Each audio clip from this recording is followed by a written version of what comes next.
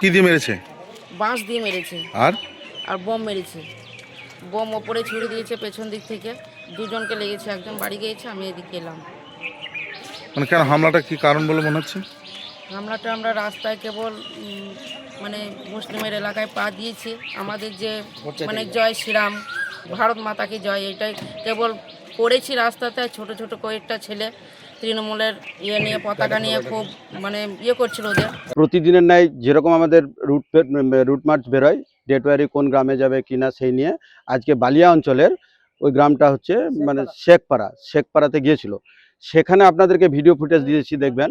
সেখানে প্রথমে বোম মারে মিছিলের ওপরে, তারপরে ওখানকার যে মেম্বার, তার নেতৃত্বে আমাদের মহিলা মোর্চার যে নেত্রী আছে একজন, সে ভীষণভাবে মার খেয়েছে, এখন বর্তমানে হসপিটালে।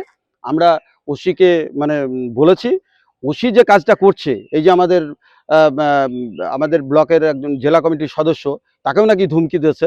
আমরা যদি ওসি আর প্রকৃত রিয়াকশন না নেয়, আমরা আজ আমাদের যত আছে ভারতীয় জনতা পার্টির, আমরা এই থানায় ধর্নায় বসবো। এদেরকে যদি না তোলে, আমরা এখানেই তার মানে বৃহত্তর আন্দোলনের সৃষ্টি করবো এখন গোটা খড়গ্রাম থানায়। একটা বিচ্ছিন্ন ঘটনা, কিছু বাচ্চা অত্যন্ত ছোট 5, 6, 7, 8-এ পড়া বাচ্চাদের সাথে কিছু একটা ঘটেছে এরকমই শুনেছি। তবুও যদি ওনাদের কোনো অভিযোগ থাকে, হামলার অভিযোগ থাকে, নিশ্চয়ই থাকতে পারে।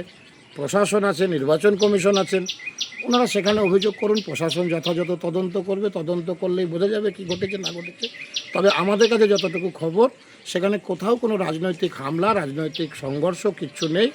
গ্রামের কিছু ছোট বাচ্চা ছেলে, তাদের সাথে হয়তো কোনো কিছু ঘটে থাকতে পারে, এটা বিচ্ছিন্ন ঘটনা। এবারে ভাই ভোটের লড়াই এই এখানেই দেখব।